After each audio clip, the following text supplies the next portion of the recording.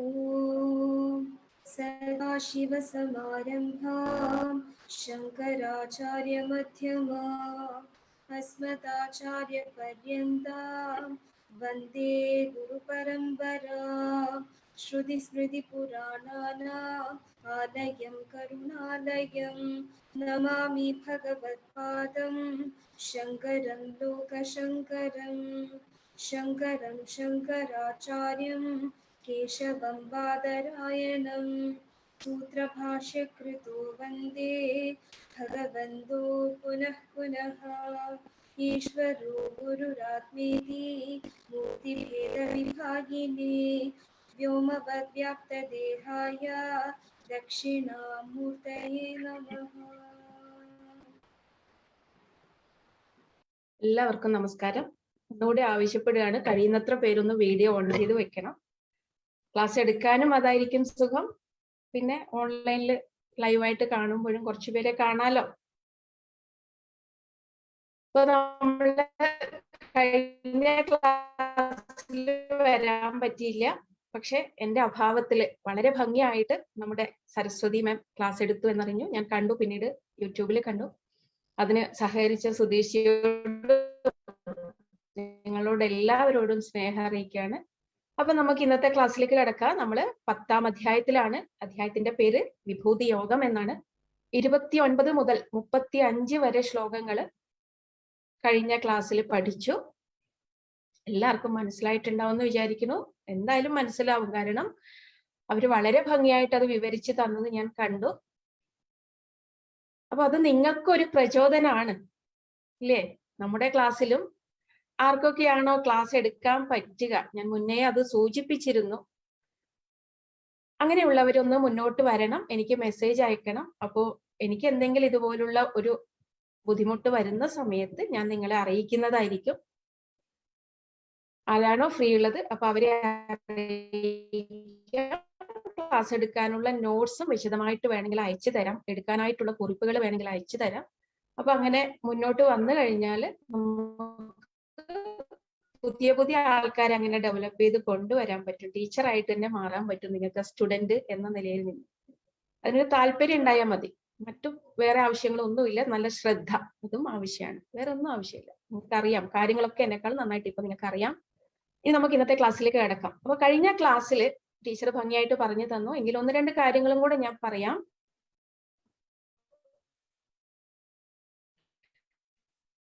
ഒന്ന്,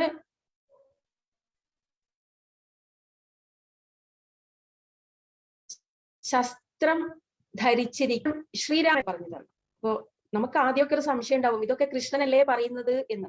ഇപ്പൊ സംശയമൊക്കെ നീങ്ങേണ്ട അവസ്ഥയായി, ആ ഒരു സമയമായി. എങ്കിലും ഒന്നുകൂടെ ഒന്ന് ഓർമ്മിപ്പിക്കുകയാണ്, പരമാത്മാവാണ് കൃഷ്ണനിലൂടെ നമ്മളോട് ഗീത പറഞ്ഞു തരുന്നത്. ആ ഒരു ബ്രഹ്മം അഥവാ ആ ഒരു എനർജി അത് കൃഷ്ണനിലൂടെ നമുക്ക് പറഞ്ഞു തരുന്നു എന്ന് മാത്രം. ഇതേ കൃഷ്ണൻ തന്നെ മുന്നേ പറഞ്ഞിരുന്നല്ലോ, ഞാൻ രുദ്രന്മാരിൽ ഞാൻ ശങ്കരനാണ്, ശിവനാണ് എന്ന് പറഞ്ഞിരുന്നു. അതുപോലെ സേനാധിപതികളിൽ, സേനാനായകന്മാരിൽ ഞാൻ ആരാണ്? സുബ്രഹ്മണ്യനാണ് എന്ന് പറഞ്ഞിരുന്നു. അതുപോലെ ആയുധധാരികളിൽ ഞാൻ ശ്രീരാമനാണെന്ന് പറയുന്നു. ശ്രീരാമന്റെ ഒരു ചെറിയ കഥയുണ്ട്, അറിയോ? ആയുധം ധരിച്ച ആളാണെങ്കിലും എന്തുകൊണ്ടാണ് അങ്ങനെ പറയുന്നത് ആയുധധാരികളിൽ ഞാൻ ശ്രീരാമനാണെന്ന്? ആയുധം ധരിച്ചവർക്ക് നമ്മളെക്കാൾ കൂടുതൽ ഉത്തരവാദിത്തമാണ്. യാതൊരു പ്രകോപനവും ഉണ്ടാവാതെ സൂക്ഷിക്കണം അവര്. അവരുടെ ജോലിയുടെ ആവശ്യാർത്ഥമോ എന്തെങ്കിലും സ്വരക്ഷയ്ക്കോ ഒക്കെ ആയുധങ്ങള് പലരും ഉപയോഗിക്കാറുണ്ട്, തന്റെ കയ്യിൽ വയ്ക്കാറുണ്ട്. അങ്ങനെയുള്ളവർക്ക് പെട്ടെന്നൊന്നും പ്രകോപിതരാവാനേ പാടില്ല, ഇല്ലേ? നമ്മളൊക്കെ പ്രകോപിതരായാല് മാക്സിമം നമ്മുടെ കയ്യിലുള്ള ഒരു സേഫ്റ്റി പിൻ കൊണ്ട് കുത്തിന്ന് വരും, അല്ലെങ്കിൽ കൈ കൊണ്ടൊന്ന് അടിച്ചു എന്ന് വരും, ഒന്ന് പിടിച്ച് തള്ളിന്ന് വരും. ഇത്രയൊക്കെ നമുക്ക് ചെയ്യാൻ പറ്റൂ. പക്ഷേ ഒരു തോക്കാണ് നമ്മുടെ കയ്യിൽ ഉള്ളത് എങ്കിൽ നമ്മൾ അങ്ങേയറ്റം സംയമനം പാലിക്കണം. അതിനുള്ള ഉദാഹരണമാണ് ശ്രീരാമൻ. അപ്പൊ അത് നമ്മളൊരു കഥയായിട്ട് ഒരു കേട്ടിരുന്നു. അത് രാമായണത്തിലുള്ളതോ ഒന്നും ആവണം എന്നില്ല. പക്ഷെ ആ ഒരു കഥയിൽ പറയുന്നത്, ഒരിക്കൽ ശ്രീരാമൻ ഈ ആയുധങ്ങളൊക്കെ ആയിട്ട് ഇങ്ങനെ കാട്ടിൽ നടക്കുന്ന സമയത്ത് അദ്ദേഹത്തിന് വിശ്രമിക്കാൻ തോന്നി. ആയുധം താഴെ വെക്കേയില്ല, അങ്ങനെ വരയ്ക്കുന്നത് പോലും. അപ്പൊ അദ്ദേഹം ആയുധം തന്റെ അമ്പും വില്ലുമാണ് അത് ഒരു മരത്തോട് ചേർത്ത് ചാരി വയ്ക്കുന്നു. അദ്ദേഹം പോയി കുളത്തിൽ പോയി കാലും കയ്യും ഒക്കെ കഴുകിയിട്ട് തിരിച്ചു വരുന്നു. വന്നു കഴിഞ്ഞ് തന്റെ വില്ലെടുത്തപ്പോ അതിന്റെ അടിയിൽ ഒരു അല്പം ചോര കണ്ടു.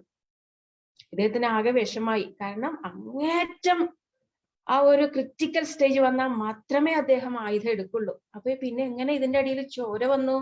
വിഷമാവില്ലേ?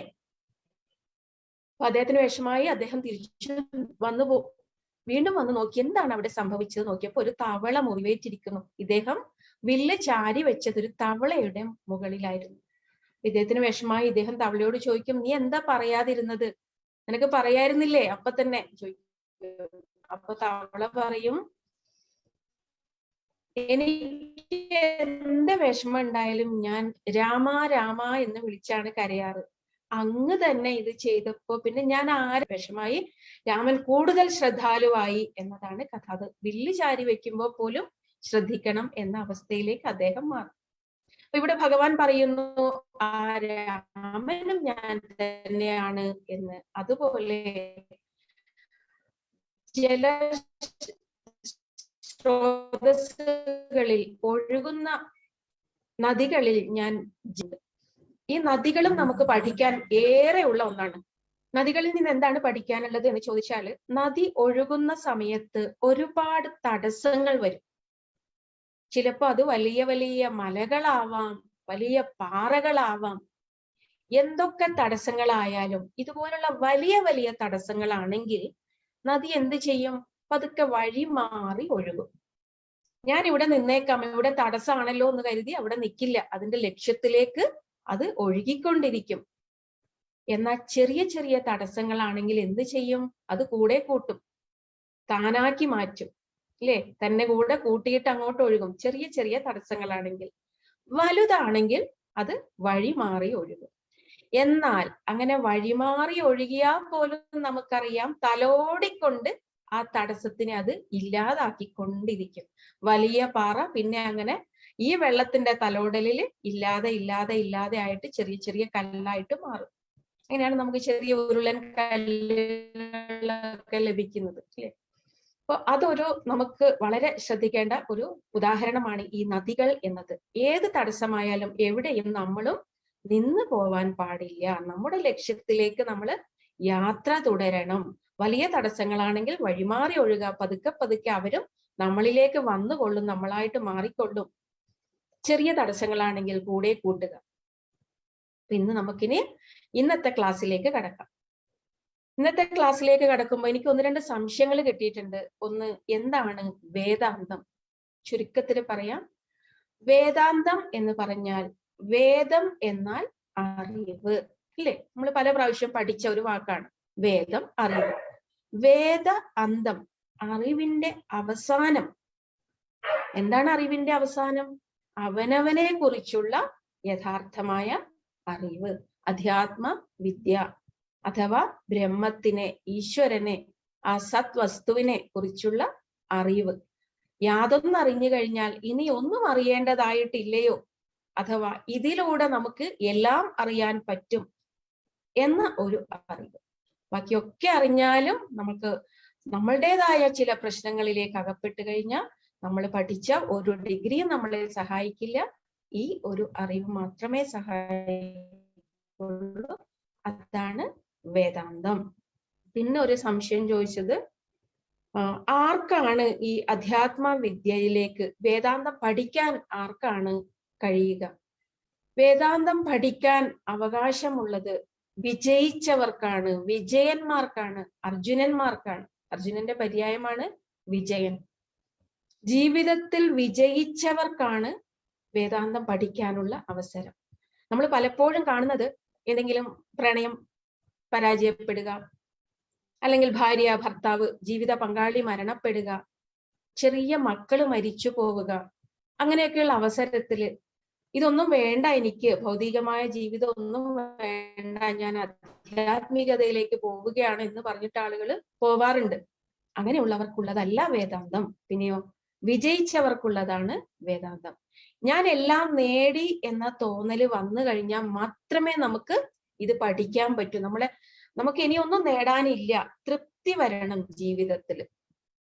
അപ്പൊ തൃപ്തി വരിക എന്ന് വെച്ചാൽ ചിലർക്ക് വലിയ വീടുണ്ടാവാം, അപ്പൊ അവർക്ക് തൃപ്തി ഉണ്ടാവില്ല, ഇനിയും വലിയ ബംഗ്ലാവ് വേണം എന്ന ആഗ്രഹം ഉണ്ടാവും. അവര് വന്നിട്ട് വേദാന്തം പഠിച്ചിട്ട് കാര്യമില്ല. എന്നാൽ ഒരു ചെറിയ കുടില് മാത്രമേ ഉള്ളൂ, ഒറ്റ ഒരു ബെഡ്റൂം ഉള്ള ഒരു ചെറിയൊരു വീടേ ഉള്ളൂ, പക്ഷെ അവരത് തൃപ്തരാണ്. ഇനി ഒന്നും ഇല്ലെങ്കിലും എനിക്ക് സാരമില്ല ഉണ്ടെങ്കിൽ അവർക്ക് വേദാന്തം പഠിക്കാം, അഥവാ ഭഗവത്ഗീത പോലുള്ള ഗ്രന്ഥങ്ങൾ പഠിക്കാം. പഠിച്ചാൽ മനസ്സിലാവും. അല്ലാത്തവരുടെ ചിന്ത എപ്പോഴും ഭൗതികമായ കാര്യങ്ങളുടെ പിറകെ പോകും. അതുകൊണ്ട് തന്നെ അത് മനസ്സിലാക്കാൻ പാടാണ്. ഇനി ഒന്ന്, എന്താണ് സത്സംഗം? നമ്മൾ എപ്പോഴും കേൾക്കാറുള്ള വാക്കാണ്. നമ്മൾ കുറച്ചു പേര് കൂടിയിരുന്ന് നാമജപമോ ഭജനയോ അല്ലെങ്കിൽ എന്തെങ്കിലും നല്ല ഗ്രന്ഥങ്ങൾ പാരായണമോ ഒക്കെ ചെയ്യും, സത്സംഗത്തിന് പോയി എന്ന് പറയാറുണ്ട്. എന്താണ് സത്സംഗം? സത്ത് എന്ന് പറഞ്ഞാല് എന്നുമുള്ള ആ സത്യവസ്തു, അതായത് ഈശ്വരൻ അഥവാ ബ്രഹ്മം, അതുമായിട്ട് സംഘം വരിക, അതാണ് സത്സംഗം. ഭൗതികമായ ഈ നാമരൂപങ്ങളുള്ള വസ്തുക്കളൊക്കെ ഇന്നുണ്ടാവും, നാളെ ഉണ്ടാവില്ല എന്ന് നമുക്കിപ്പോ അറിയാം. അതൊന്നും സ്ഥിരമായിട്ടുള്ളതല്ല. സ്ഥിരമായിട്ടുള്ളത് ഭഗവാൻ മാത്രമാണ്, അഥവാ ഈശ്വരൻ മാത്രമാണ്, ബ്രഹ്മം മാത്രമാണ്. അതുമായിട്ട് സംഘം വരിക, അതാണ് സത്സംഗം എന്ന വാക്കുകൊണ്ട് ഉദ്ദേശിക്കുന്നത്. ഏതൊരാൾക്കും അങ്ങനെയുള്ള സത്സംഗം എപ്പോഴെങ്കിലും ഒക്കെ ലഭിക്കും. പ്രഭാഷണങ്ങളായിട്ട് നമുക്കിപ്പോ ഇന്നത്തെ കാലഘട്ടത്തില് യൂട്യൂബ് പോലുള്ള മാധ്യമങ്ങള്, അല്ലെങ്കിൽ ടിവിയില്, അല്ലെങ്കിൽ മറ്റ് പലതിലൂടെയും നമുക്കിപ്പോ ഒരുപാട് അറിവുകൾ വാട്സപ്പിലൂടെയും ഒക്കെ ലഭിക്കുന്നുണ്ട്. സത്സംഗം നമുക്ക് ഉണ്ടാവുന്നുണ്ട്. പക്ഷേ നമ്മുടെ ശ്രദ്ധ ഭൗതികമായ കാര്യങ്ങളിലേക്ക് ആണ് പോകുന്നതെങ്കിൽ നമുക്കിത് മനസ്സിലാക്കാനേ പറ്റില്ല. നമ്മളത് കേൾക്കും, 100 പേർക്ക് ഫോർവേഡ് ചെയ്യും, എന്നിട്ട് പറയും ഞാനത് 10 പേർക്ക് ഫോർവേഡ് ചെയ്തു, 100 പേർക്ക് ഫോർവേഡ് ചെയ്തു, ഇതിലങ്ങ് അഭിമാനിക്കും. വല്ല കാര്യമുണ്ടോ? നമ്മൾ ഒരാൾക്ക് ഫോർവേഡ് ചെയ്തില്ലെങ്കിൽ നമ്മളത് വായിച്ച് മനസ്സിലാക്കി ആ ഒരു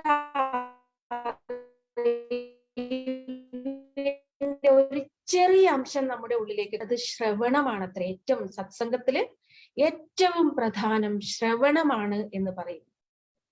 ശ്രവണം എന്നാൽ കേൾക്കാനുള്ള പാകത, പക്വത.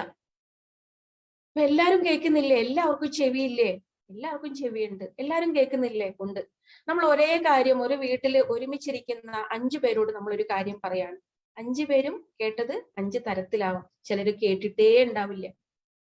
കാരണം അവരുടെ ശ്രദ്ധ ഭൗതികമായ പലതിലേക്കും പോയിട്ടുണ്ടാവും. നമ്മൾ പറഞ്ഞത് അവര് കേട്ടിട്ടുണ്ടാവില്ല, നമ്മളടക്കം, അല്ലെ? ആർക്കാണ് ശ്രദ്ധയുണ്ടാവുക?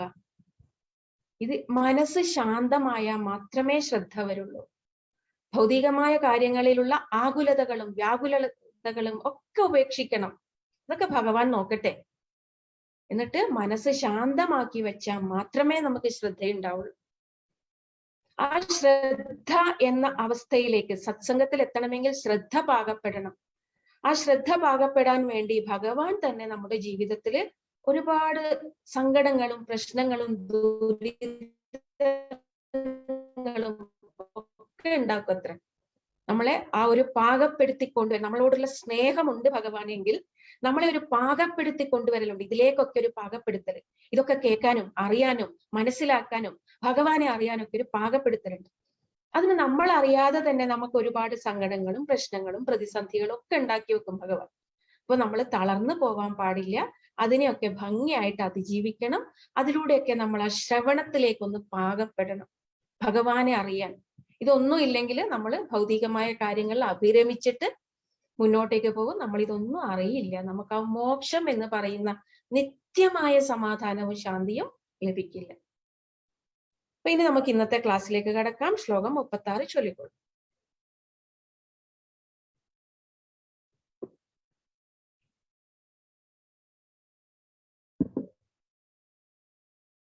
രേഖ.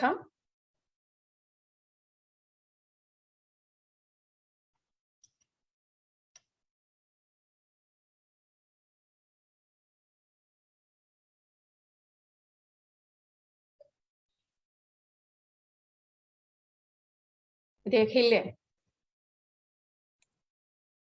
ഓക്കെ, അൺമ്യൂട്ട് ചെയ്യാൻ പറ്റുന്നുണ്ടായിട്ടില്ല, സോറി. Thank you. ദ്യൂതം ചലയതാമസ്മി തേജസ്തേജസ്വിനാമഹം ജയോസ്മി വ്യവസായോസ്മി സത്വം സത്വവദാമഹം. ദ്യൂതം ചലയതാം അസ്മി തേജഃ തേജസ്വിനാം അഹം ജയഃ അസ്മി വ്യവസായഃ അസ്മി സത്വം സത്വവതാം അഹം. ഭഗവാൻ ഇങ്ങനെ ഓരോന്നോരോന്നായിട്ട് പറയാണ് ഏതൊക്കെയാണ് ഞാൻ എന്ന്, അല്ലെ? ഭഗവാൻ തന്നെ മുന്നേ പറഞ്ഞിട്ടുണ്ട്, ഇവിടെ ഞാനല്ലാതെ യാതൊന്നുമില്ല. ഇവിടെ എല്ലാ ഭൗതികമായിട്ട് നമുക്ക് നാമരൂപങ്ങളോടെ കാണപ്പെടുന്നതും ഞാൻ തന്നെ അതായി മാറിയതാണ്. അതിനുള്ളിൽ ജീവനായിട്ടിരിക്കുന്നതും ഞാൻ തന്നെയാണ്. ഇവിടെയുള്ള സർവചര അചരങ്ങളിൽ ചലിക്കുന്നതും ചലിക്കാത്തതിലും ഞാൻ തന്നെയാണുള്ളത് എന്നൊക്കെ പറയുമ്പോഴും വിശേഷേണ പ്രകാശിക്കുന്ന ചിലത് വിഭൂതികള് അർജുനൻ പറഞ്ഞത് പ്രകാരം ഭഗവാൻ ഇങ്ങനെ അർജുനന് വിശദീകരിച്ചു കൊടുക്കുകയാണ്. ഇത്ര നേരവും പറഞ്ഞത് കുറച്ച് നല്ല കാര്യങ്ങളാണ്, ദുഃഖമൊക്കെ പറഞ്ഞിട്ടുണ്ട് എങ്കിൽ പോലും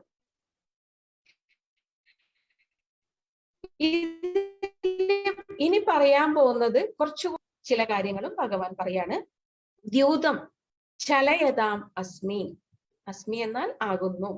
അവിടെ അസ്മി എന്ന് വരുമ്പോ അഹം അസ്മി എന്ന് നമ്മൾ മനസ്സിലാക്കണം, ഞാൻ ആകുന്നു. എന്താണ് ദ്യൂതം?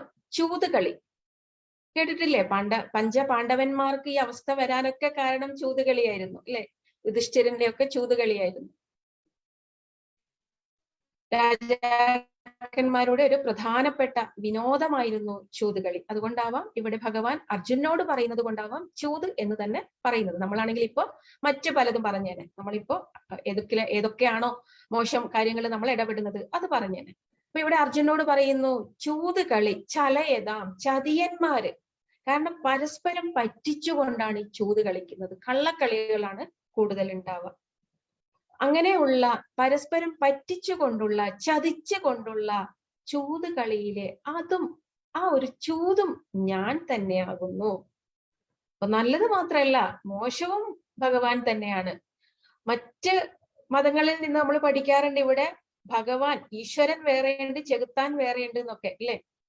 എന്നാൽ ഇവിടെ അങ്ങനെയല്ല, ചെകുത്താനും ഈശ്വരനും എല്ലാം ഞാൻ തന്നെയാണ്. ഇവിടെ എല്ലാം എന്റെ ഭാവങ്ങളാണ്, നമ്മുടെ ഭാവങ്ങളാണ്. നമുക്കും ഇല്ല എല്ലാ ഭാവങ്ങളും.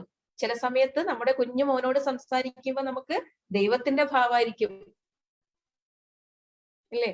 നമുക്ക് ഇഷ്ടമില്ലാത്ത ഒരാൾ മുന്നിൽ വന്നു നിന്നാൽ നമുക്ക് ചെകുത്താന്റെ ഭാവമായിരിക്കും. അപ്പോ ഈ ഞാൻ എന്ന് പറയുന്നതും ഈശ്വരൻ തന്നെയാണ് എങ്കിൽ ഈ രണ്ട് ഭാവങ്ങളും പുറപ്പെടുന്നത് എന്നിൽ നിന്ന് തന്നെയാണ്. അതാണ് ഇവിടെ ഭഗവാനും പറയുന്നത്. ചൂതുകളി പരസ്പരം പറ്റിച്ചുകൊണ്ടുള്ള ആ ചൂതുകളിയും അതും അഹം അസ്മി, ഞാനാകുന്നു. തേജഹ തേജസ്വിനാം അഹം. നല്ല തേജസ്സുള്ള ആളുകളെ കാണുമ്പോ നമുക്ക് തോന്നാറില്ല എന്തൊരു ഈശ്വരീയമായ ഭാവമാണ് അവരില് എന്ന്. അങ്ങനെ തേജസ്വികളിൽ ജയഹ അസ്മി, ജയം ഞാനാകുന്നു. നല്ലതൊക്കെ എടുത്തോണ്ട് പോകുന്നുണ്ട്, മോശം പറഞ്ഞിട്ട് വീണ്ടും നല്ലതൊക്കെ ഭഗവാൻ ഞാനാകുന്നു എന്ന് പറയുന്നുണ്ട്. ജയഹ അസ്മി വ്യവസായ അസ്മി. വ്യവസായ എന്നാൽ അധ്വാനശീലം, അതുപോലെ ഏകാഗ്രത, രണ്ടിനും പറയും വ്യവസായം എന്ന വാക്ക്. അധ്വാനശീലവും ഞാനാകുന്നു. നന്നായിട്ട് അധ്വാനിക്കുന്ന ഒരാള് തീർച്ചയായും വിജയത്തിലേക്ക് എത്തും. അപ്പോ അങ്ങനെയുള്ള അധ്വാനശീലം അത് ഞാനാകുന്നു. സത്വം സത്വവതാം അഹം. സാത്വിക ഗുണമുള്ള ആളുകളിലെ ആ ഒരു സത്വഗുണം, സാത്വിക ഗുണം എന്നാൽ സജ്ജനങ്ങൾ എന്ന് നമ്മൾ ചുരുക്കത്തിൽ പറയും. സജ്ജനങ്ങളിലെ ആ ഒരു സത്വഗുണവും ഞാനാകുന്നു. ദ്യൂതം ചലയതാം അസ്മി തേജഃ തേജസ്വിനാം അഹം ജയഃ അസ്മി വ്യവസായഃ അസ്മി സത്വം സത്വവതാം അഹം. അടുത്ത ശ്ലോകം. കൃഷ്ണീനാം വാസുദേവോസ്മി പാണ്ഡവാനാം ധനഞ്ജയഃ മുനീനാമപ്യഹം വ്യാസഃ കവീനാമുശനാ കവിഃ. ഈ ശ്ലോകം പറയുന്നതിന് മുമ്പ് ചൂത് കളിയിൽ നമുക്ക് പല പ്രാവശ്യം ഫോർവേഡ് ചെയ്ത് കിട്ടിയൊരു മെസ്സേജ് ഉണ്ട്. അത് വായിക്കാത്തവർക്ക് വേണ്ടി മാത്രം പറയാം. പലർക്കും ഇപ്പൊ അറിയാം എന്തുകൊണ്ടാണ് ഇങ്ങനെ ചൂത് കളിക്കുന്ന സമയത്ത് കൃഷ്ണൻ അവരുടെ ഏറ്റവും അടുത്ത സുഹൃത്തായിട്ടും പാണ്ഡവന്മാരെ രക്ഷിക്കാത്തത് എന്ന് നമുക്ക് തോന്നാറുണ്ട്. അതിനുള്ള മെസ്സേജ് ഇപ്പൊ ഫോർവേഡ് ചെയ്തിട്ട് വാട്സപ്പിലൊക്കെ വരാറുമുണ്ട്. എങ്കിലും ഒന്നുകൂടെ അത് പറയാം. പാണ്ഡവന്മാര് ചൂത് കളിക്കുന്ന സമയത്ത് ദുര്യോധനൻ ചൂത് കളിക്കാൻ വിളിച്ച വീണ്ടും വീണ്ടും അത് പല പ്രാവശ്യം ആവർത്തിക്കുന്നുണ്ട്. അങ്ങനെ ഇന്ദ്രപ്രസ്ഥം വീണ്ടും തിരിച്ചു കൈക്കലാക്കാൻ വേണ്ടി ചൂത് കളിക്കാൻ വിളിച്ച സമയത്ത് ദുര്യോധനൻ ഏർപ്പാടാക്കുന്നത് ശകുനിയെയാണ്, തന്റെ അമ്മാവനായ ശകുനിയെയാണ്. കാരണം ദുര്യോധനൻ അറിയാം തനിക്ക് നന്നായിട്ട് കളിക്കാൻ പറ്റില്ല എന്ന്. തന്റെ കഴിവ് തിരിച്ചറിഞ്ഞുകൊണ്ട് ദുര്യോധനൻ ശകുനിയെ ഏർപ്പാടാക്കുന്നു. പക്ഷെ വാത് വയ്ക്കുന്നതൊക്കെ താനാണ് എന്ന് പറയുന്നു. കാരണം വാത് വയ്ക്കാനുള്ള സമ്പത്ത് ദുര്യോധനന്റെ കയ്യിലുണ്ട്. യുധിഷ്ഠിരൻ നേരിട്ട് ചെല്ലാണ് കളിക്കാൻ. യഥാർത്ഥത്തില് യുധിഷ്ഠിരന് സമയത്ത് പറയായിരുന്നു എങ്കിൽ എനിക്ക് പകരം എന്റെ മച്ചുനനായ കൃഷ്ണൻ കളിക്കട്ടെ എന്ന് പറയാമായിരുന്നു. പക്ഷെ അദ്ദേഹത്തിന് കൃഷ്ണനോട് ആവശ്യപ്പെടാമായിരുന്നു, എനിക്ക് വേണ്ടി അങ്ങ് കളിക്കൂ. കാരണം അവിടെ ദുര്യോധനനല്ല കളിക്കുന്നത്, അദ്ദേഹത്തിന് വേണ്ടി ശകുനിയാണ്. കൃഷ്ണനാണ് കളിച്ചിരുന്നെങ്കിൽ നമുക്കറിയാലോ ഭഗവാന്റെ കളി എങ്ങനെ ആയിരിക്കും എന്ന്, അല്ലെ? ഭഗവാൻ വിചാരിച്ചതേ അവിടെ നടക്കുള്ളൂ. പക്ഷെ അവര് അത് ചെയ്തില്ല. ഒന്നാമത്തെ കാര്യം. രണ്ടാമത്തത്, ഇങ്ങനെ തോറ്റുകൊണ്ടിരിക്കുന്ന സമയത്ത് സഹോദരന്മാരെയും അവസാനം ഭാര്യയെയും ഒക്കെ പണയം വയ്ക്കേണ്ട സമയത്തും യുധിഷ്ഠിരൻ ആഗ്രഹിച്ചത് കൃഷ്ണൻ ഇങ്ങോട്ടൊന്നും വരല്ലേ എന്നാണ്. പാണ്ഡവരെല്ലാവരും ആഗ്രഹിച്ചത് കൃഷ്ണൻ ഇങ്ങോട്ട് വരല്ലേ. കാരണം അദ്ദേഹത്തോട് പറഞ്ഞുമില്ല ഇങ്ങനെ ഒരു കാര്യം. ഈ നാണക്കേട് അദ്ദേഹം നമുക്കുണ്ടാവില്ലോ അല്ലെ? നമ്മുടെ അച്ഛൻ കാണരുത്, അമ്മ കാണരുത്, സുഹൃത്ത് കാണരുത്, അല്ലെ? നമുക്ക് വേണ്ടപ്പെട്ടവര്, നമുക്ക് ഏറ്റവും പ്രിയപ്പെട്ടവരെ അറിയരുതേ എന്നായിരിക്കും നമുക്കൊരു തോൽവി വരുമ്പോ നമ്മൾ ചിന്തിക്കാറ്. ഏറ്റവും വേണ്ടപ്പെട്ടവരെ അകറ്റി നിർത്തുക. അതാണ് അവര് ചെയ്ത രണ്ടാമത്തെ കുറ്റം. അവർ ഓരോരുത്തരും പ്രാർത്ഥിച്ചു, അയ്യോ കൃഷ്ണൻ ഇങ്ങോട്ട് വരല്ലേ, ഞങ്ങളുടെ തോൽവി കാണല്ലേ, അദ്ദേഹം അറിയല്ലേ എന്നത്. ആരെങ്കിലും ഒരാള് കൃഷ്ണൻ അവിടെ വന്നേ പറ്റൂ, അല്ലെങ്കിൽ അദ്ദേഹം വന്നെങ്കിൽ ഒന്ന് ആഗ്രഹിച്ചിരുന്നെങ്കിൽ അദ്ദേഹം അവിടെ എത്തിയെന്നെ എന്ന് കൃഷ്ണൻ തന്നെ പിന്നീട് ഉദ്ധവന്റെ ചോദ്യത്തിന് ഉത്തരമായി പറയുന്നു. അവസാനം തന്റെ ചേല അഴിക്കാൻ തുടങ്ങിയപ്പോ ദ്രൗപദിയാണ് പ്രാർത്ഥിച്ചത്. ദ്രൗപദിയും ആദ്യം പ്രാർത്ഥിച്ചൊന്നുമില്ല. ചേല അഴിച്ചു തുടങ്ങിയപ്പോ ദ്രൗപദി പ്രാർത്ഥിച്ചാണ്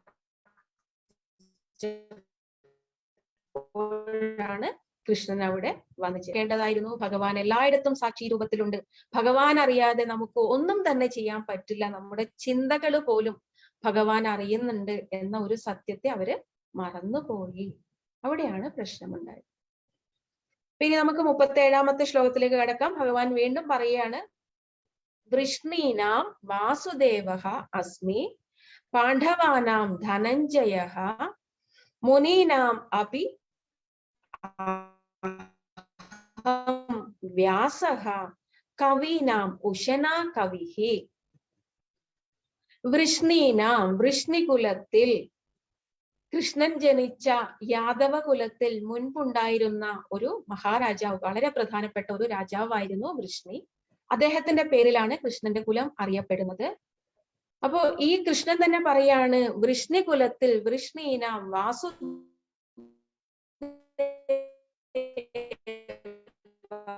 അസ്മി.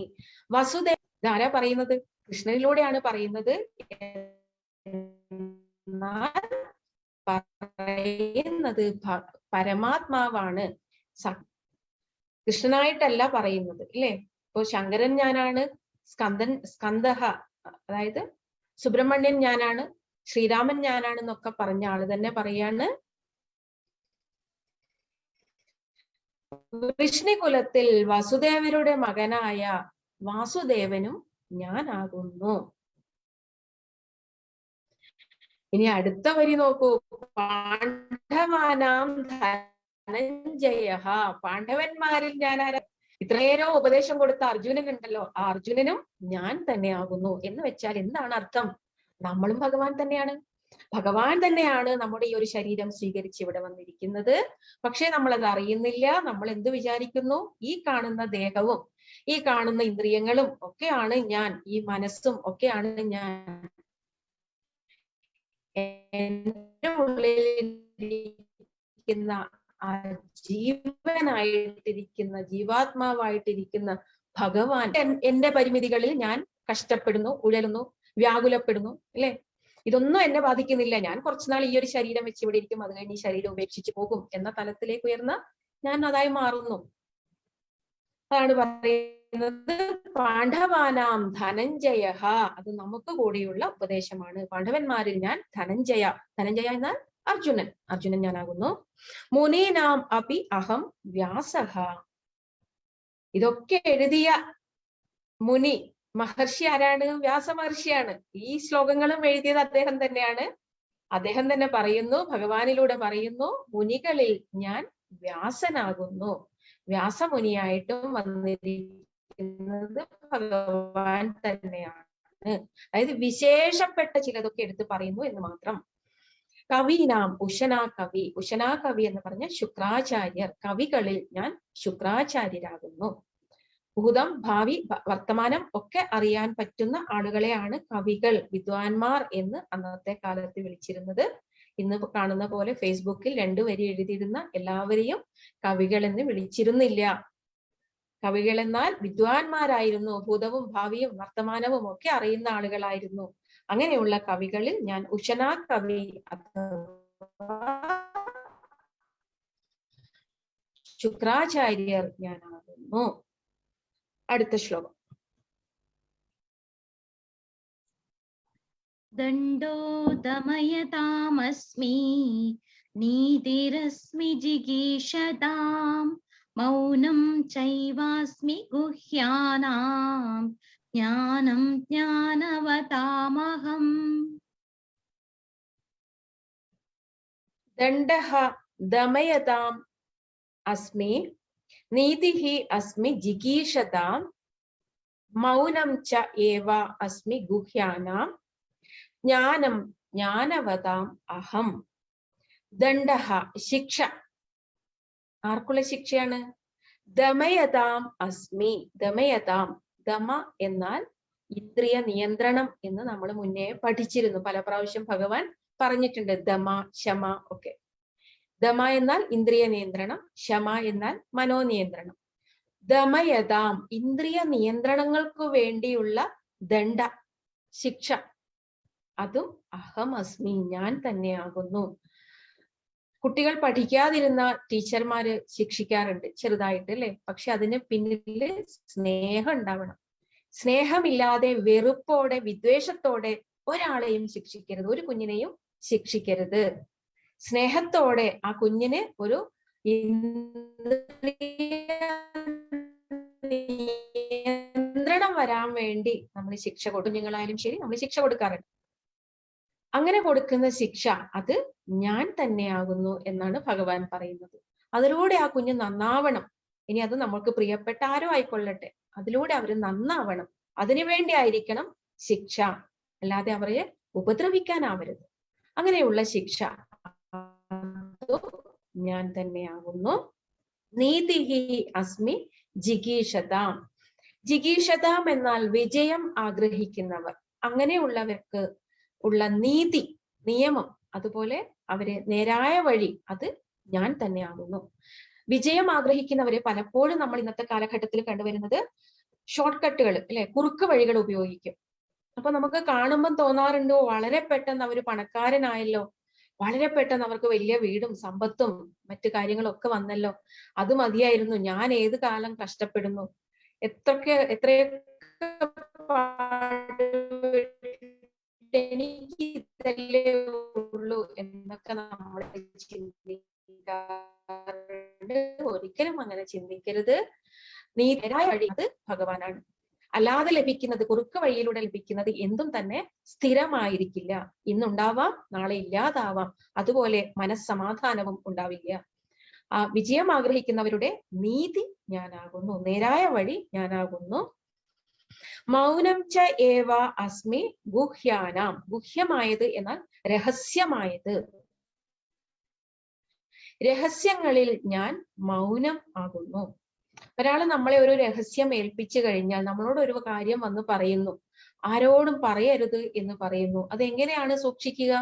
മൗനത്തിലൂടെയാണ് അല്ലെ. അത് മൗനം വിട്ടിട്ട് നമ്മൾ അടുത്ത ഒരാളെ വിളിച്ച് പറയുന്നു ഇങ്ങനെ ഒരു കാര്യം അവര്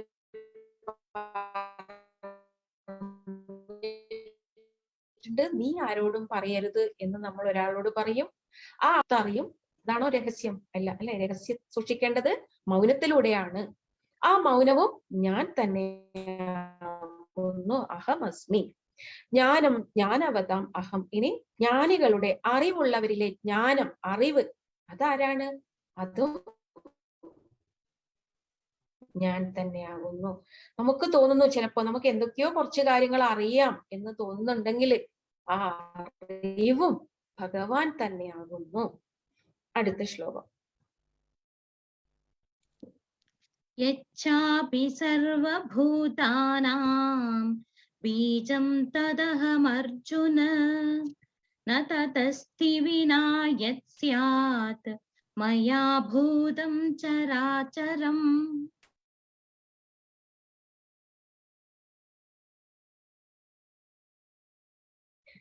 യത് ച അപി സർവഭൂതാനാം ബീജം ന തതസ്തി വിനാ യത് സ്യാത് മയാ ഭൂതം ചര അചരം. യത് ച അപി, യാതൊന്നൊക്കെ ഇവിടെ ഉണ്ടോ, സർവഭൂതാനാം ബീജം, എല്ലാ ഭൂതങ്ങളുടെയും, ഭൂതം എന്നാൽ പ്രപഞ്ചത്തില് ഉണ്ടായി നിലനിന്ന് ഇല്ലാതാവുന്ന എന്ത് വസ്തുവും, എല്ലാ വസ്തുക്കളുടെയും ബീജമായിട്ട്, ആദി കാരണമായിട്ട് യാതൊന്നൊക്കെ ഉണ്ടോ, തത്, അതൊക്കെ തന്നെ അഹം അർജുന, ഞാനാകുന്നു അർജുന. ഇവിടെ എന്തൊക്കെ ഉണ്ടായിട്ടുണ്ടോ അതിന്റെ ഒക്കെ ആദി കാരണം, ബീജം ഞാൻ തന്നെയാകുന്നു അർജുന. ന തത് അസ്തി വിനാ യത് സ്യാത് മയാ ഭൂതം ചരാചരം. ന തത് അസ്തി, അങ്ങനെ ഒന്ന് ഇല്ല. വിനാ യത് സ്യാത്, വിനാ ഇല്ലാതെ, യത് സ്യാത് ഏതൊക്കെ ഉണ്ടോ, മയാ എന്നാൽ, ഭൂതം ചരാചരം ഭൂതമായിട്ട് ഇവിടെ ഉണ്ടാവുന്ന വസ്തുക്കളായിട്ട്, ചരമോ അചരമോ ആയ വസ്തുക്കളായിട്ട്. ആ അർത്ഥം ഒരുമിച്ച് പറഞ്ഞാലേ മനസ്സിലാവുള്ളൂ. ന തത് അസ്തി, ഇവിടെ യാതൊന്നുമില്ല. എങ്ങനെ? മയാ വിന, എന്നിലൂടെ അല്ലാതെ, ഞാനില്ലാതെ, എന്നെ മാറ്റപ്പെട്ടിട്ട് ഇവിടെ യത് സ്യാത്, യാതൊന്നുണ്ടോ, ചരാചരം ഭൂതം, ചരമോ അചരമോ ആയിട്ടുള്ള വസ്തുക്കളായിട്ട് ഇവിടെ യാതൊന്നുണ്ടോ, ഞാനില്ലാതെ, എന്നിലൂടെ അല്ലാതെ ഇവിടെ അങ്ങനെ യാതൊന്നും ഇല്ല അർജുന. ഇനി ഇത് ഭഗവാനാണ്, ഇത് ചെകുത്താനാണ് എന്ന ചിന്ത നിനക്കുണ്ടെങ്കിൽ അങ്ങനെയൊന്ന് ഇല്ല. ഇവിടെ എന്തൊക്കെ ഉണ്ടായിട്ടുണ്ടോ അതൊക്കെ തന്നെ ഞാനല്ലാതെ, എന്നിലൂടെ അല്ലാതെ ഇവിടെ യാതൊന്നും ഇല്ല. നല്ല ഗുണമായിക്കൊള്ളട്ടെ, മോശം ഗുണമായിക്കൊള്ളട്ടെ, നല്ല മനുഷ്യരായിക്കൊള്ളട്ടെ, മോശം മനുഷ്യരായിക്കൊള്ളട്ടെ, ചെകുത്താൻ എന്ന് നമുക്ക് തോന്നുന്ന ആളുകളായിക്കൊള്ളട്ടെ, ഭദ്രകാളി എന്ന് നമുക്ക് തോന്നുന്ന ആളുകളായിക്കൊള്ളട്ടെ, എല്ലാം ഞാൻ തന്നെയാണ്, എന്നിൽ നിന്നുണ്ടായത് തന്നെയാണ്. അത് നമ്മൾ തിരിച്ചറിയേണ്ടിയിരിക്കുന്നു. ഭഗവാനല്ലാതെ ഇവിടെ യാതൊന്നും ഇല്ല അർജുന. ഇനി അത് ഒന്നുകൂടെ വിശദമായിട്ട് അടുത്ത ശ്ലോകങ്ങളിൽ പറയാൻ പോകുന്നു. അടുത്ത ശ്ലോകം. നാന്തോസ്തി മമ ദിവ്യാനാം വിഭൂതീനാം പരന്തപ ഏഷ തൂ ദേശതഃ പ്രോക്തഃ വിഭൂതിർവിസ്തരോ മയാ. ന അന്തഃ അസ്തി മമ ദിവ്യാനാം വിഭൂതീനാം പരന്തപ യേശഃ തു ഉദ്ദേശതഃ പ്രോക്തഃ വിഭൂതോ വിസ്തരഃ മയാ. ഞാനല്ലാതെ ഇവിടെ യാതൊന്നും ഇല്ല അർജുന. അങ്ങനെ വല്ലതും ഉണ്ടെങ്കിൽ അത് എന്നിലൂടെ അല്ലാതെ ഇവിടെ യാതൊന്നും ഇല്ല എന്ന് കഴിഞ്ഞ ശ്ലോകത്തിൽ പറഞ്ഞു. അതിന്റെ അർത്ഥം ഒന്നുകൂടെ പറയുകയാണെങ്കിൽ, നമുക്ക് സ്വർണം തന്നെ ഉരുക്കി മാറ്റിയിട്ട് നമുക്ക് മാലയായിട്ട് ഉപയോഗിക്കാം, അരഞ്ഞാണമായിട്ട് മീശമാധവില്ല അരഞ്ഞാണം കട്ട തന്നെയാണ് ഉപയോഗിക്കുക, മാലയായിട്ടും ഉപയോഗിക്കുക. ഒപ്പം മോതിരമായിട്ട് ഉപയോഗിക്കാം, ചങ്ങലയായിട്ട് ഉപയോഗിക്കാം. നമുക്ക് ഇരുമ്പ് ചങ്ങലയ്ക്ക് പകരം സ്വർണം കൊണ്ടൊരു ചങ്ങല ഉണ്ടാക്കിയിട്ട് നമ്മളെ കെട്ടിയിടാം. സ്വർണം കൊണ്ടൊരു കൂടുണ്ടാക്കിയിട്ട് നമുക്ക് അതിനകത്ത് ഒരു തത്തയെ വളർത്താം. അങ്ങനെ ഏതൊക്കെ ഭാവത്തിലേക്ക് ആ സ്വർണത്തിനെ മാറ്റിയാലും അത് സ്വർണം തന്നെയാണ്. അതുപോലെയാണ് ഇവിടെ ഭഗവാൻ പറയുന്നത്, ഞാനല്ലാതെ, എന്നിലൂടെ അല്ലാതെ ഇവിടെ യാതൊന്നും ഇല്ല, എല്ലാം എന്നിൽ നിന്ന് ഉണ്ടായതാണ് എന്നർത്ഥം. അപ്പൊ അങ്ങനെ എന്നിലൂടെ അല്ലാതെ ഇവിടെ യാതൊന്നും ഇല്ല എങ്കിൽ അതാണ് ഈ അടുത്ത ശ്ലോകത്തിൽ പറയുന്നത്, ന അന്തഃ അസ്തി മമ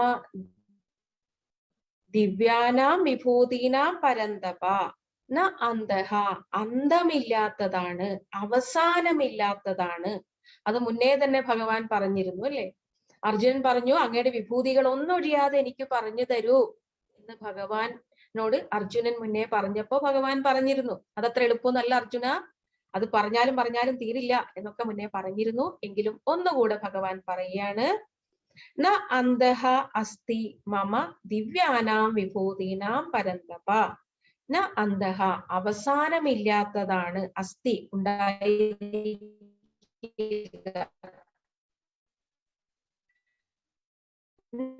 അസ്തി ഇല്ല, എന്ത്, അന്തഃ അവസാനം അത്തതാണ്, മമ ദിവ്യാനാം വിഭൂതീനാം, എന്റെ ദിവ്യങ്ങളായ വിഭൂതികൾക്ക് അവസാനമില്ലാത്തതാണ്, ഹേ പരന്തപ, ഹേ അർജുന.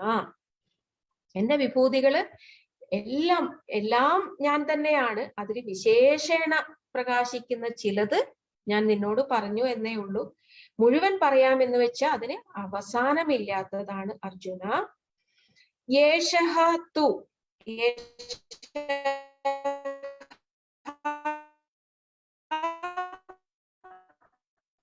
എന്നാൽ ഈ തു ആവട്ടെ, ഈ ഉദ്ദേശമൊക്കെ ഒന്ന് പറഞ്ഞു തന്നതാണ്, മുഴുവനും ഒന്നും പറഞ്ഞു തരാൻ പറ്റില്ല. ഉദ്ദേശം കുറച്ചൊരു 5 കിലോമീറ്റർ ഉണ്ടാവും എന്നൊക്കെ നമ്മൾ പറയാറുണ്ടല്ലോ. ഇവിടുന്ന് ഒരു സ്ഥലത്തേക്ക് അമീകരേക്ക് എത്ര ദൂരം ഉണ്ടെന്ന് ചോദിച്ചാൽ ഉദ്ദേശം 4 കിലോമീറ്റർ അല്ലെ. ഇവിടുന്ന് ഡൽഹിയിലേക്ക് എത്ര ഉണ്ടെന്ന് ചോദിച്ചാൽ എനിക്കറിയില്ല. അപ്പൊ നിങ്ങളൊരു ഉദ്ദേശം പറയും നമ്മൾ. അതുപോലെ ഒരു ഉദ്ദേശം, ഏകദേശം ഒന്ന് കുറച്ച് കാര്യങ്ങൾ ഒന്ന് പറഞ്ഞു തന്നു മാത്രമേ ഉള്ളൂ, അല്ലാതെ മുഴുവനായിട്ട് പറഞ്ഞു തന്നാൽ തീരില്ല അർജുന. ഏഷഃ തു ഉദ്ദേശതഃ പ്രോക്തഃ, പ്രോക്തഃ എന്നാൽ പറയപ്പെട്ടത്, വിഭൂതോ വിസ്തരഃ മയാ, വിഭൂതികൾ വിസ്തരിക്കുക എന്ന വിശദീകരിക്കുക, മയാ എന്നാൽ വിശദീകരിക്കപ്പെട്ട എന്റെ ഈ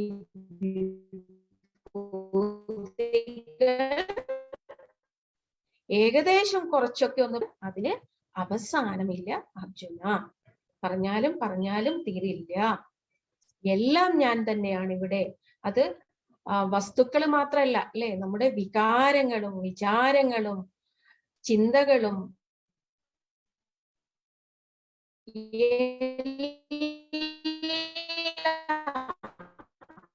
എല്ലാം എന്നിൽ നിന്നുണ്ടായതാണ്, എന്നിൽ നിന്നല്ലാതെ അത് ഏകദേശം ഒന്ന് ചുരുക്കത്തിൽ ഞാൻ പറഞ്ഞു തന്നു മാത്രമേ ഉള്ളൂ. അത് മുഴുവനായിട്ട് പറഞ്ഞാൽ അതിന് അവസാനം ഉണ്ടാവില്ല. ന അന്തഃ അസ്തി മമ ദിവ്യാനാം വിഭൂതീനാം പരന്തപ.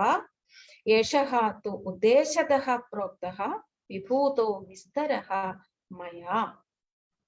അടുത്ത ശ്ലോകം. യദ്വിഭൂതിമത്തത്വം ശ്രീമദൂർജിതമേവ വാ തത്തദേവാവഗച്ഛത്വം മമ തേജോംസ സംഭവം. ഇനി കുറെയൊക്കെ പറഞ്ഞിട്ട് ഭഗവാൻ നിർത്താൻ പോവാണ്. കാരണം മുഴുവൻ പറഞ്ഞാൽ തീരില്ലല്ലോ. അപ്പൊ എന്നിട്ട് ഭഗവാൻ അർജുൻ ഒരു ക്ലൂ കൊടുക്കുകയാണ്. ഇനി എവിടെയൊക്കെ എന്റെ വിഭൂതികൾ നിനക്ക് കാണാം എന്നതിന് ഒരു ചെറിയൊരു ക്ലൂ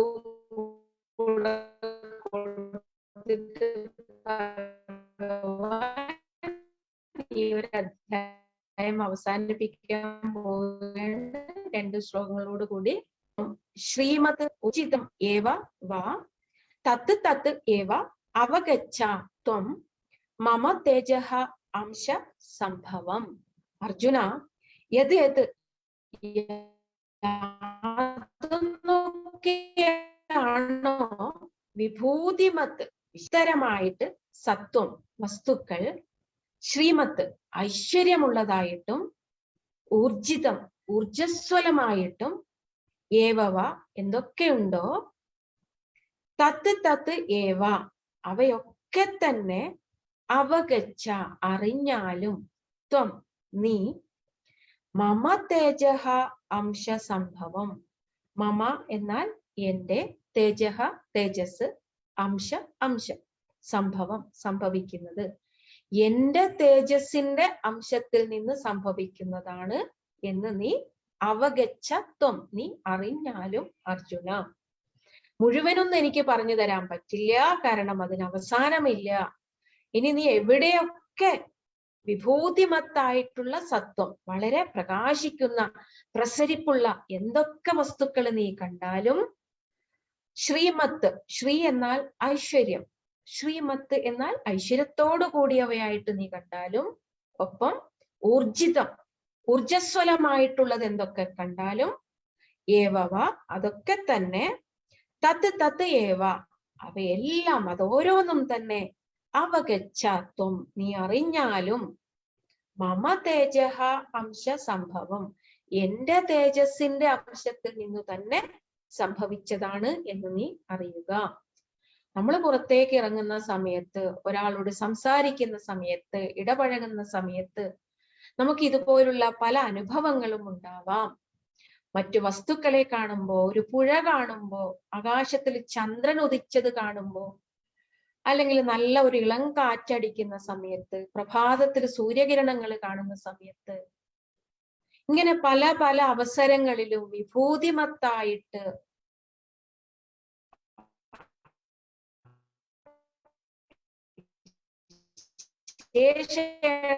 പ്രകാശിക്കുന്നതായിട്ട് കൂടിയതായിട്ട് എന്തൊക്കെ വസ്തുക്കൾ കാണുന്നുവോ അപ്പോഴൊക്കെ നീ എന്ത് ചെയ്യണം? എന്നെ ഓർക്കണം, എല്ലായ്പ്പോഴും എന്നെ ഓർക്കണം. ഒപ്പം എല്ലായ്പ്പോഴും എന്നുള്ള അവസ്ഥയിലേക്ക് നമ്മൾ എത്തിയില്ല എങ്കിൽ ഇതൊക്കെ ഒരു പടികളായിട്ട് കാണുക. സർവചരാചരങ്ങളിലും ഭഗവാനുണ്ട്, എവിടെയും ഇല്ല ഭഗവാൻ ഇല്ലാത്തതായിട്ട്. അപ്പൊ ഒരു പുഴ കാണുമ്പോ, പുഴയുടെ ഒഴുക്ക് കാണുമ്പോ, അതിലെ കുഞ്ഞു മത്സ്യങ്ങളെ കാണുമ്പോ, അല്ലെങ്കിൽ അതിന്റെ കരയിലുള്ള പുൽനാമ്പുകളെ കാണുമ്പോ, അവിടെയുള്ള കുഞ്ഞു തവളകളെ കാണുമ്പോ, എന്ത് കണ്ടാലും ശരി, മറ്റൊരു മനുഷ്യനോട് സംസാരിക്കുമ്പോ, ഒരു പൂച്ചയോട് സംസാരിക്കുമ്പോ,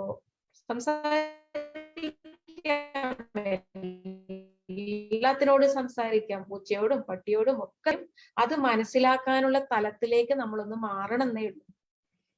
അപ്പോ ഇങ്ങനെയുള്ള എന്തിനെ കണ്ടാലും ആ ഒരു വിശേഷേണ പ്രകാശിക്കുന്നതും ഊർജ്ജസ്വലമായിട്ടുള്ളതും ഐശ്വര്യത്തോടു കൂടി എന്ന് നമുക്ക് തോന്നുന്നതിലും ഒക്കെ എന്നെ കാണാൻ ശ്രമിക്കുക.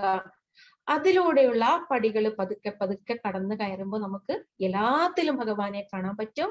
ഇവിടെ ഭഗവാനല്ലാതെ യാതൊന്നുമില്ല എന്ന അറിവിലേക്ക് നമ്മൾ എത്തും. അതാണ് യഥാർത്ഥ ഭക്തി.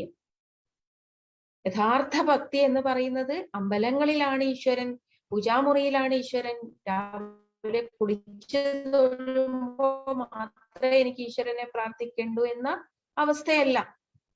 കാണുന്ന എല്ലാത്തിലും എല്ലാ കർമ്മങ്ങളിലും എല്ലാം ഭഗവാനെ മാത്രം ദർശിക്കുക. ആ ഒരു അവസ്ഥ വന്നു കഴിഞ്ഞാൽ നമ്മൾ പൂർണ്ണ സ്വതന്ത്രരാകും എന്നാണ് പറയുന്നത്. നമുക്ക് വ്യാകുലതകൾ ഉണ്ടാവില്ല, ആകുലതകൾ ഉണ്ടാവില്ല. അതൊക്കെ നമ്മൾ 12ാം അധ്യായത്തിൽ പഠിക്കും. അപ്പൊ ഇത്രയും കാര്യങ്ങളൊക്കെ കേട്ടിട്ട് ഇനി ഒരു ശ്ലോകം കൂടെ ബാക്കിയുണ്ട്. അതിലെന്താണ് ഭഗവാൻ പറയുന്നത് നോക്കാം. അത് കുറച്ചും കൂടെ കൂടുതൽ കടുപ്പായിട്ടൊരു കാര്യം കൂടെ നമുക്ക് പറഞ്ഞു തരുന്നുണ്ട്. അതുകൂടെ കേട്ടിട്ട് ഈ അധ്യായം അവസാനിപ്പിക്കാം. 42ാമത്തെ ശ്ലോകം ചൊല്ലിപ്പോ. അഥവാ ബഹുനൈതേന കിം ജ്ഞാതേന തവാർജുന വിഷ്ടഭ്യാഹമിദം കൃഷ്ണം ഏകാംശേന സ്ഥിതോ ജഗത്. ഓം തത്സത്. ഇതി ശ്രീമദ് ഭഗവദ്ഗീതാസു ഉപനിഷത്സു ബ്രഹ്മവിദ്യായാം യോഗശാസ്ത്രേ ശ്രീകൃഷ്ണാർജുന സംവാദേ വിഭൂതിയോഗോ നാമ 10മോऽധ്യായഃ. അഥവാ ബഹൂന ഏതേന കിം ജ്ഞാതേന തവ അർജുന വിശിഷ്ട്യ വിഷ്ടഭ്യ അഹം ഇദം കൃഷ്ണം ഏകാംശേന സ്ഥിതഃ ജഗത്. അഥവാ, അത് നമ്മൾ പറയുന്ന അഥവാ തന്നെ, അഥവാ ബഹൂന ഏതേന, ഈ പറഞ്ഞ വിഭൂതികളൊക്കെ തന്നെ ബഹൂന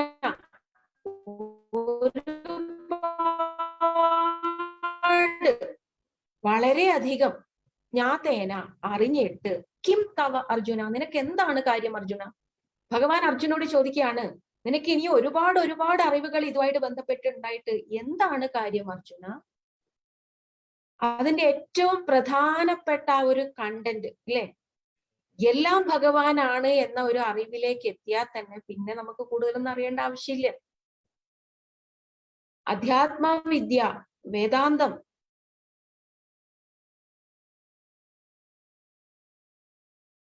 അതിന്റെ കാതല് അത് തന്നെയാണ് സത്യം ഒന്നേ. ഇതൊക്കെ മായയാണ്, നാമവും രൂപവും ഉള്ളതൊക്കെ മായയാണ്. ഇന്നുണ്ടാവും, നാളെ ഉണ്ടാവില്ല.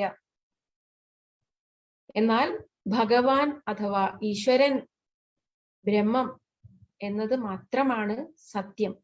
ആ ഒരു അറിവ് അത് തന്നെയാണ് ഇതൊക്കെ ആയിട്ട് മാറിയിട്ട് നമ്മുടെ മുന്നിൽ കാണപ്പെടുന്നത് എന്ന യഥാർത്ഥമായ അറിവിലേക്ക് എത്തിക്കഴിഞ്ഞാൽ പിന്നെ ഇതൊക്കെ വളരെ വിശദമായിട്ട് നിനക്ക് പറഞ്ഞു തന്നിട്ട് എന്താണ് കാര്യം അർജുന?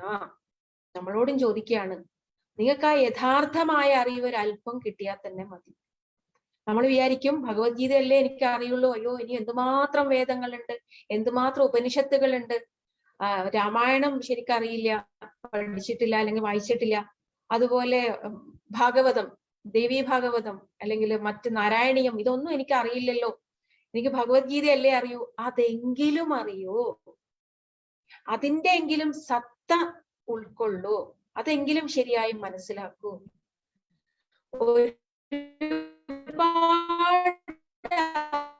അറിവുകൾ നേടിയാൽ എന്താവും സംഭവിക്കുക? ഇതൊക്കെ ബൈഹാർട്ടാണ്, എനിക്കിതൊക്കെ അറിയാം എന്ന ഒരു അറിവിൽ അഭിരമിക്കും. അതിന്റെയും ആവശ്യമില്ല. യഥാർത്ഥമായ അറിവ് വളരെ കുറച്ചു മതി. അഥവാ ബഹൂനായ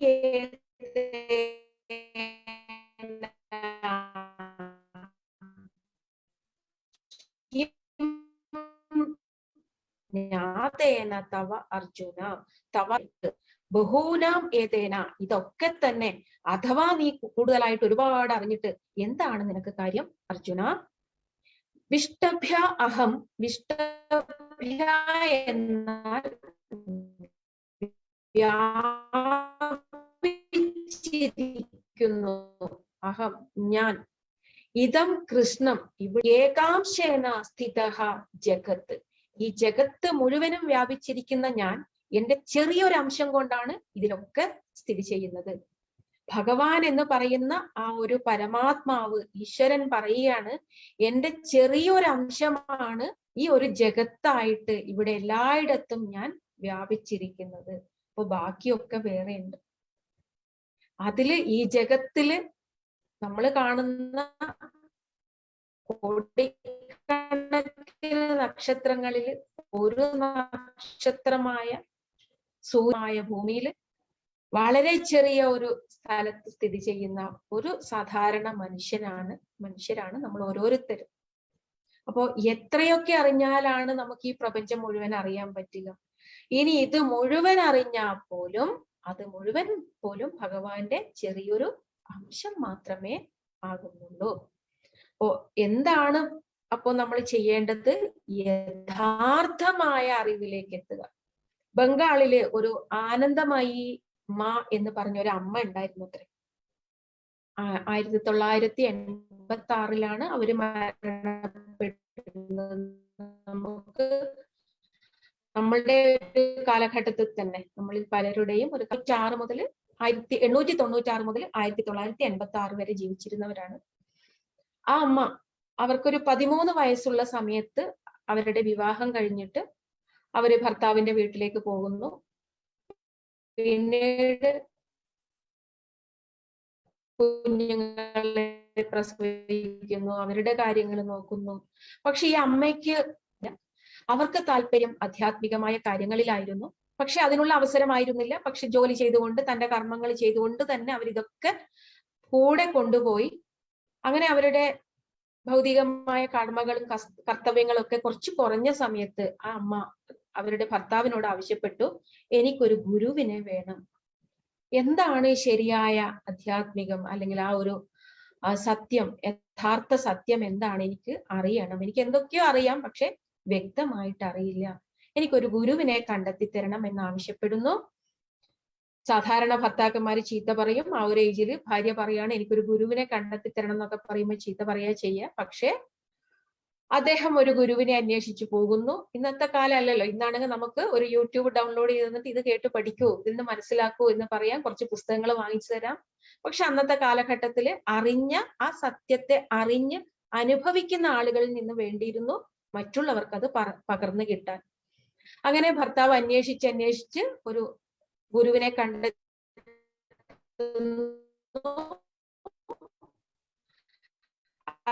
അദ്ദേഹത്തെയും കൂട്ടി വീട്ടിലേക്ക് വരുന്നു. കഴിക്കാൻ ഭക്ഷണമൊക്കെ കൊടുത്തു. ഉറങ്ങുന്നതിന് മുന്നേ ആയി ഗുരു ഈ അമ്മയുടെ കൂടെ ഇരുന്നിട്ട് കുറച്ച് കാര്യങ്ങൾ ഉപദേശിച്ചു. എന്താണ് യഥാർത്ഥമായ സത്യം, എന്താണ് ഒക്കെ ഉള്ളതിനെ പറ്റി വളരെ കുറഞ്ഞ വാക്കുകളിൽ കുറച്ച് കാര്യങ്ങൾ പറഞ്ഞു കൊടുത്തു. എന്നിട്ട് ഗുരു പറഞ്ഞു, ഞാൻ വളരെ ക്ഷീണിതനാണ്, എനിക്ക് ഉറങ്ങണം എന്ന് പറഞ്ഞ് അദ്ദേഹം ഉറങ്ങാൻ പോകുന്നു. പിറ്റേ ദിവസം രാവിലെ എഴുന്നേൽക്കുന്നുമില്ല. ഈ അമ്മയ്ക്ക് കിട്ടിയത് വളരെ കുറഞ്ഞ സമയം, ഒരു അരമണിക്കൂർ പോലും ഉണ്ടോന്ന് അറിയില്ല. പക്ഷെ അത് മതിയായിരുന്നു ആ അമ്മയ്ക്ക്. അവര് പിന്നീട് ആനന്ദമയി മാ, അവരുടെ ശരിയായ പേര് നിർമ്മല അങ്ങനെ എന്തോ ആയിരുന്നു. പിന്നീട് ആനന്ദമയി മാ എന്ന പേര് സ്വീകരിക്കുന്നു. അവരൊരു പ്രശസ്തയായ സന്യാസിനിയായി മാറുന്നു. മഠങ്ങളൊക്കെ സ്ഥാപിക്കുന്നു. ഒരുപാട് ശിഷ്യഗണങ്ങളൊക്കെ ഉണ്ടാവുന്നു. ആ ഒരു അരമണിക്കൂർ പോലും ഇല്ലാത്ത ഒരു സംഭാഷണം അവർക്ക് യഥാർത്ഥമായ അറിവിലേക്ക് എത്താൻ. അപ്പൊ നമുക്ക് കിട്ടുന്ന അവസരം, ഒരു ചെറിയൊരു സത്സംഗം ഉണ്ടായാൽ പോലും നമുക്ക് ആ ഒരു അറിവ് നമ്മുടെ ഉള്ളിലേക്ക് എത്തിയ, ഇനി ഭഗവത്ഗീത മുഴുവനും പഠിക്കാൻ കഴിഞ്ഞില്ല, എനിക്ക് ഇത് ഈ ഒരു ക്ലാസ്സിൽ മുഴുവനായിട്ടും അറ്റൻഡ് ചെയ്യാൻ പറ്റും, ഞാൻ ആദ്യമായിട്ടാണ് ഇങ്ങനെ ഒരു ക്ലാസ്സിൽ വരുന്നത് എന്നൊരു തോന്നൽ ഉണ്ടായാൽ പോലും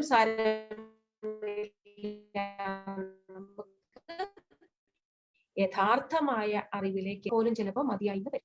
അപ്പൊ നമുക്ക് ഇന്നത്തെ ക്ലാസ് ഇവിടെ അവസാനിപ്പിക്കാം. അടുത്തത് വിശ്വരൂപ ദർശനമാണ്. ഇത്രയൊക്കെ കേട്ട അർജുനൻ ഭഗവാനോട് പറയാണ്, അടുത്ത അധ്യായത്തിൽ ഭഗവാനെ എനിക്ക് അങ്ങയെ വിശ്വരൂപത്തിൽ തന്നെ ഒന്ന് കാണണം. ഇതൊക്കെ ഞാൻ കേട്ടല്ലോ, അപ്പൊ ആ ഒരു രൂപത്തിൽ എനിക്കൊന്ന് കാണണം എന്ന് ഭഗവാനോട് അർജുനൻ ആവശ്യപ്പെടുന്നു.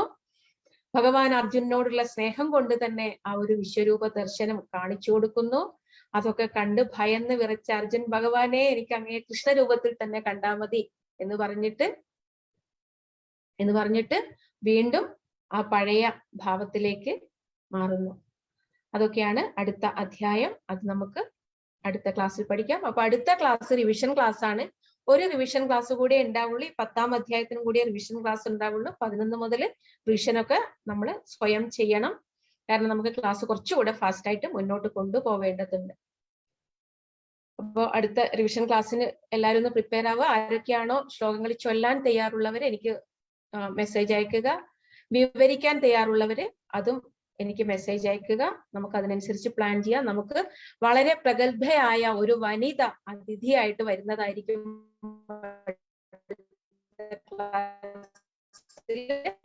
ആരും ക്ലാസ് മിസ് ചെയ്യരുത്.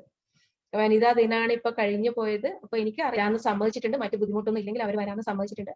അപ്പൊ അടുത്ത ക്ലാസ്സിൽ അവര് അതിഥിയായിട്ടുണ്ടാവും. ആരും ക്ലാസ് മിസ് ചെയ്യാൻ പാടില്ല. അപ്പൊ നമ്മുടെ സെക്ഷൻ ആദ്യം ഉണ്ടാവും.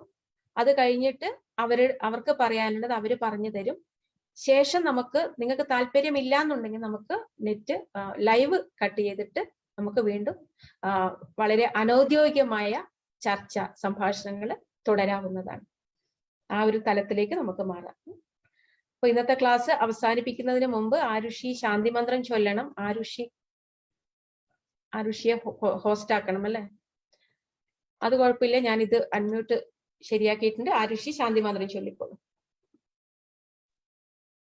ഓം പൂർണ്ണമദ പൂർണ്ണമിദം പൂർണ്ണാത് പൂർണ്ണമുദച്യതേ പൂർണ്ണസ്യ പൂർണ്ണമാദായ പൂർണ്ണമേവാവശിഷ്യതേ. ഓം ശാന്തി ശാന്തി ശാന്തി. എല്ലാവർക്കും നന്ദി.